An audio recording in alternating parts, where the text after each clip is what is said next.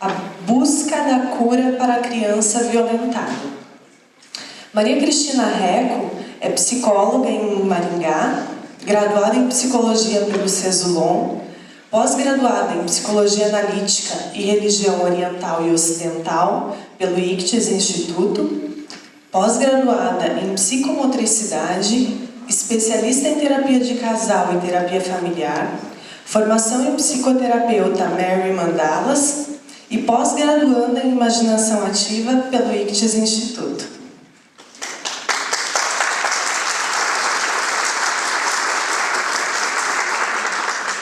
Vamos falar hoje sobre o rapto de Core. Core, mitologia de Deméter, Core e Perséfone. A busca da cura para a criança violentada. Nesse trabalho eu vou procurar fazer uma ligação entre a mitologia e o drama de uma criança que, tal qual Core, é raptada. Jung coloca que em todo adulto espreita uma criança eterna, algo que está sempre vindo a ser, que nunca está completo e que solicita cuidado, atenção, educação incessantes. Essa é a parte da personalidade que quer desenvolver-se e tornar-se completa. Uma criança, portanto, eterna é aquela criança que estará para sempre viva dentro de nós. Sempre alguma parte da nossa personalidade, da nossa alma, que ainda está em estado infantil, precisando se desenvolver. A nossa criança interior é colocada diante de cenários da vida, de situações da vida que inesperados para ela, no momento que ela ainda está vivendo o paraíso, esperando que o mundo seja sempre bom, pode acontecer e acontece de ser colocada em situações inesperadas. Então vamos falar sobre o mito de Deméter e Core. As imagens mitológicas podem surgir, elas surgem para nós em sonhos, em fantasias. E quando estamos compelidos a perceber a presença dessas forças que emergem em padrões instintivos do comportamento, essas forças que podem se desdobrar em imagens oriundas do inconsciente pessoal ou do inconsciente coletivo, sobretudo diante dos conflitos da alma humana. Então, a importância de conhecer as histórias mitológicas para compreender essa força dos arquétipos sobre a nossa vida. O mito de Deméter e Core. Deméter, a mãe, lembramos dos círculos que ontem nós vimos das espirais que nós vimos na apresentação de ontem à noite, como uma energia em desenvolvimento. Deméter vivia com Core, sua filha.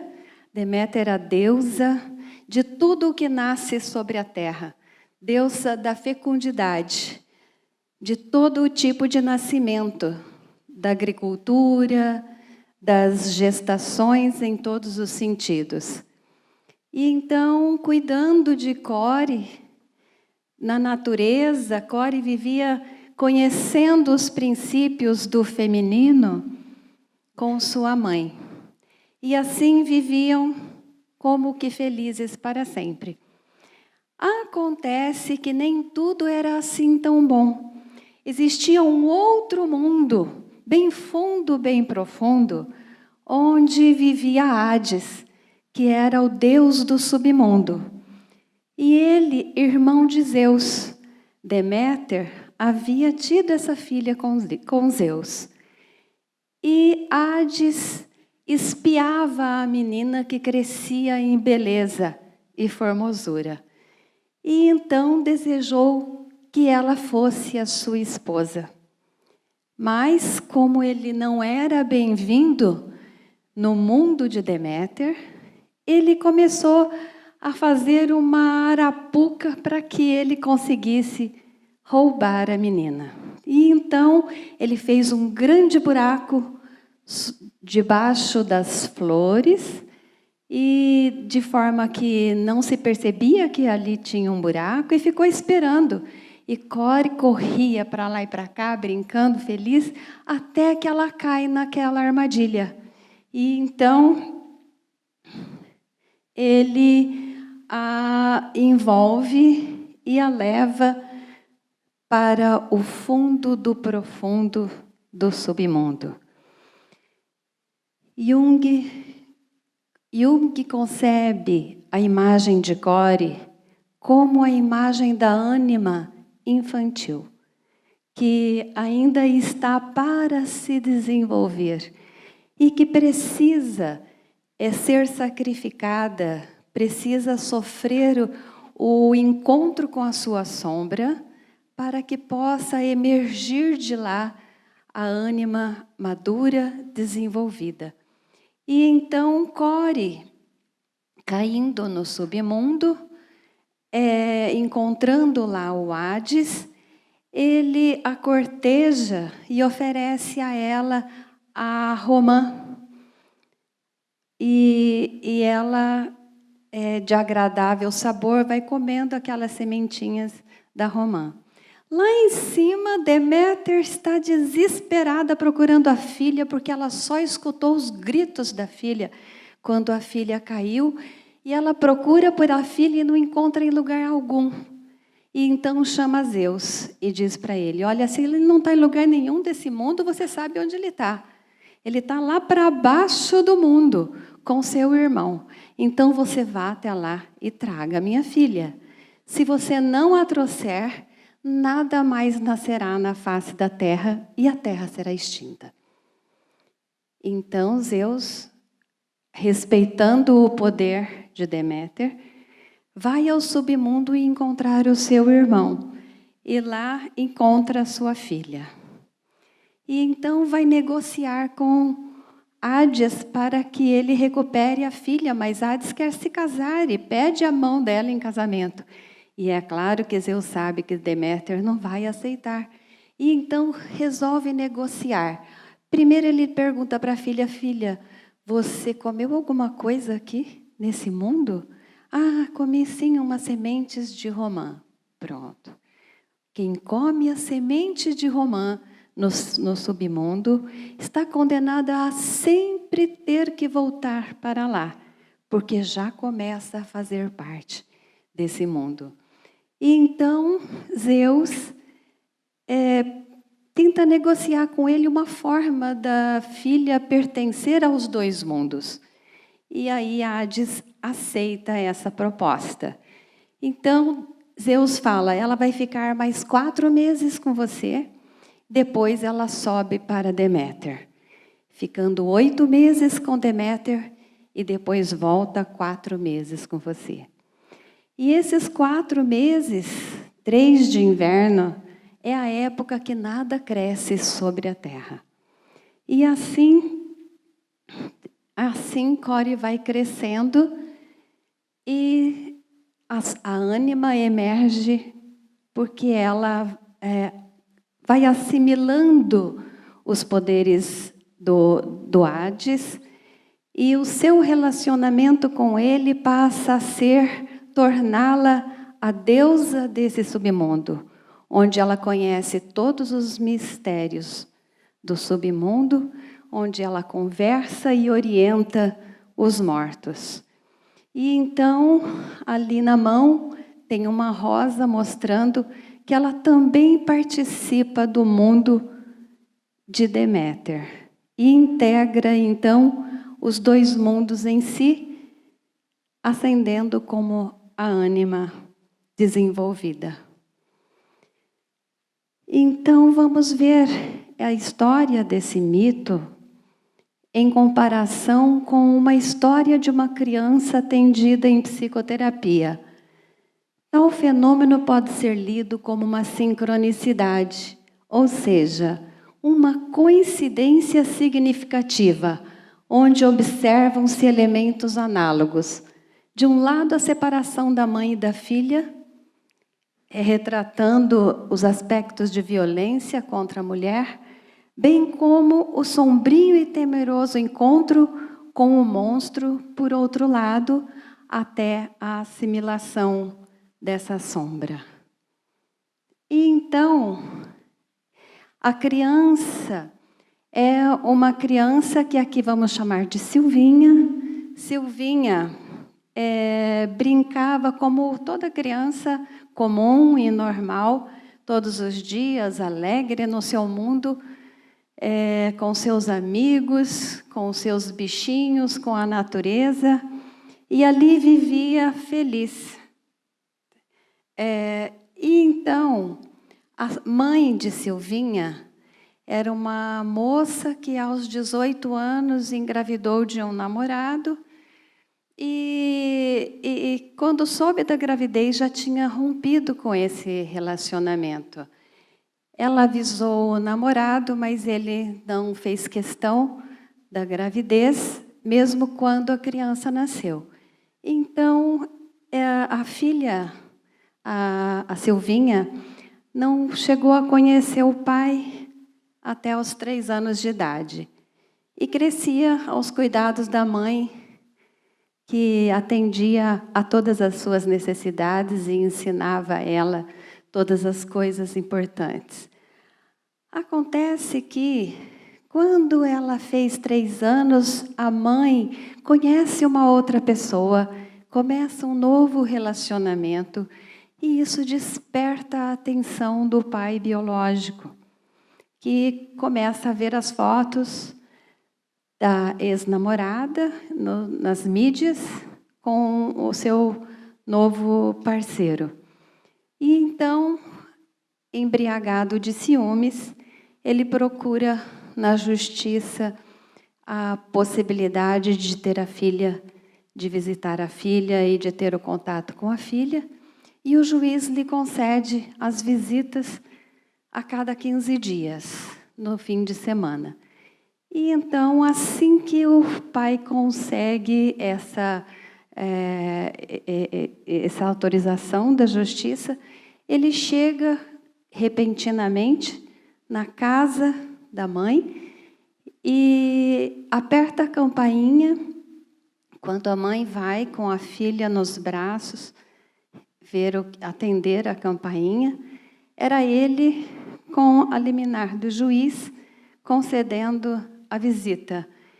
E naquele fim de semana, naquele mesmo dia, naquela mesma hora, a mãe despreparada, a filha que nem conhecia aquele moço, entra em pânico, começa a gritar, a chorar, a dizer que isso não podia acontecer naquele momento, mas ele retira a filha dos braços e vai embora. A mãe gritando, a filha também. E leva a filha para um lugar desconhecido, pois a mãe não sabia mais o endereço desse pai. E então, assim como no mito de Deméter, ele leva a filha para um mundo desconhecido. E lá a criança, com 3 anos de idade, é colocada num mundo bem diferente, com irmãos que ela não conhecia. Ele teve, nesses 3 anos, 2 filhos com a esposa. Então, 2 bebezinhos, 2 crianças menores que ela. E ela convivendo, aquelas crianças passam a ser o contato maior da Silvinha nesse novo mundo, que ela rejeitava e tinha muito medo pela atitude agressiva e violenta que o pai biológico teve com ela. Mas então ela passou a se manter nessas visitas a cada 15 dias com o pai e apresentando os sintomas. A mãe diz assim, quando ela voltou de lá pela primeira vez, já não era mais a Silvinha. Era uma criança com muito medo, uma criança agressiva, uma criança que já não dormia à noite e uma criança que ficava apática a tudo. Então, a mãe leva para a psicoterapia e eu atendo essa criança. Então, a criança chegou e precisávamos fazer a formação de um vínculo, mas a criança não entrava na sala de terapia pela dificuldade de separação com a mãe. Então, foi atendida junto com a mãe nas primeiras sessões, até que ela desenvolvesse um pouco de confiança e quisesse entrar sozinha na sala. E assim ela foi aprendendo sobre os sentimentos, dando nome aos sentimentos, visualizando-se no espelho, olhando a expressão dos seus sentimentos e emoções, e começou a desenhar esses sentimentos, criando uma imagem para ela, para os sentimentos. Quando ela passou a representar essas imagens, então, falando dos medos, ela desenhava manchas espiraladas. E, aos poucos, essas manchas foram tendo chifres. E, então, ela chamava aquela mancha de boi.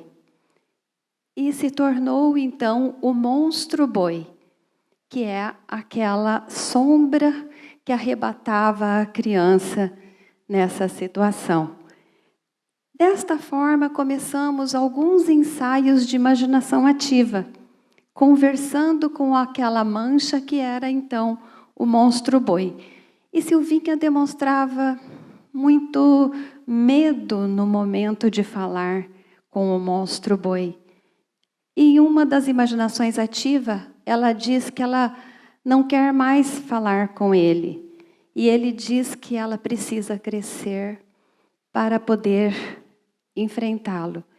Ela diz como que ela pode então fazer para que ela não tenha medo dele. E ele pede que ela desenhe uma princesa. Silvinha desenha uma princesa e essa princesa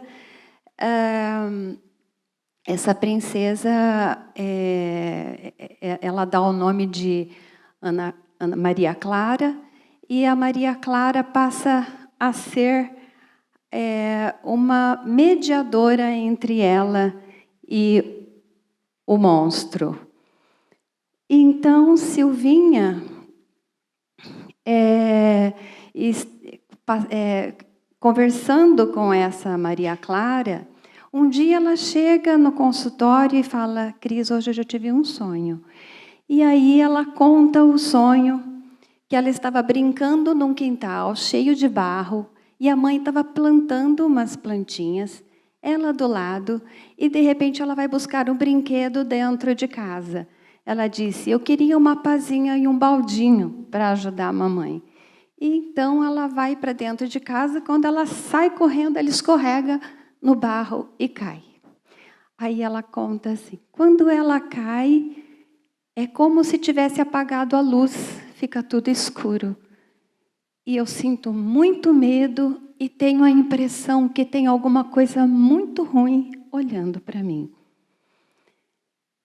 Esse sonho nos retrata diretamente ao mito de Coré, raptada por Hades.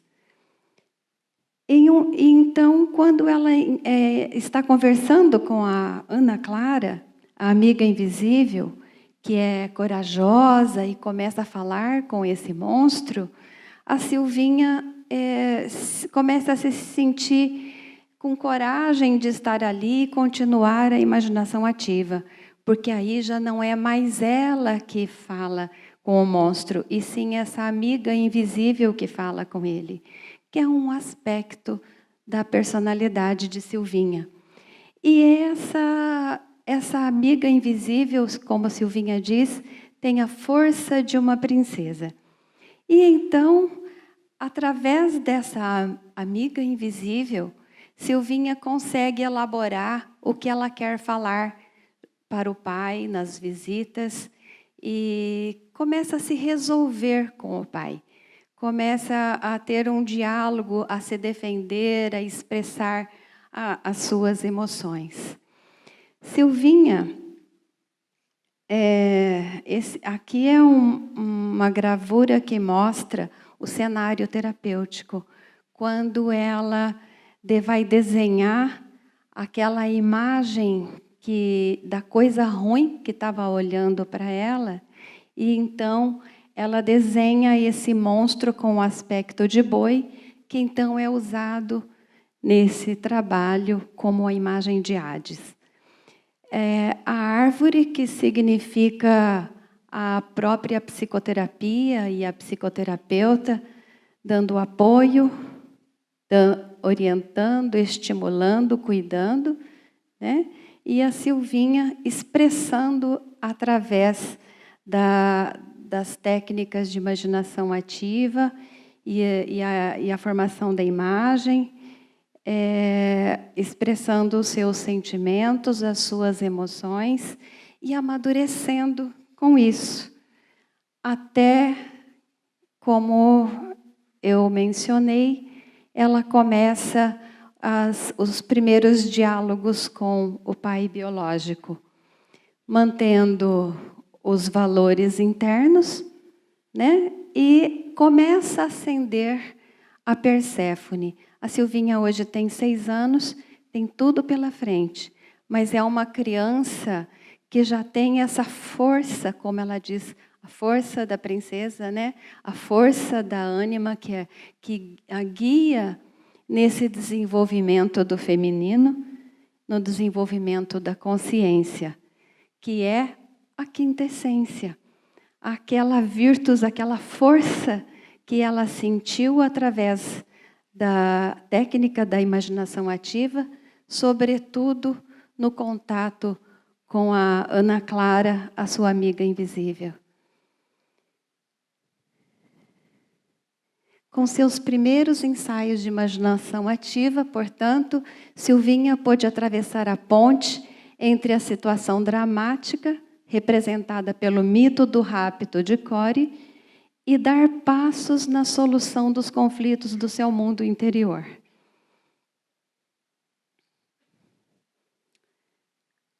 É isso que eu tinha para apresentar para vocês. Obrigada.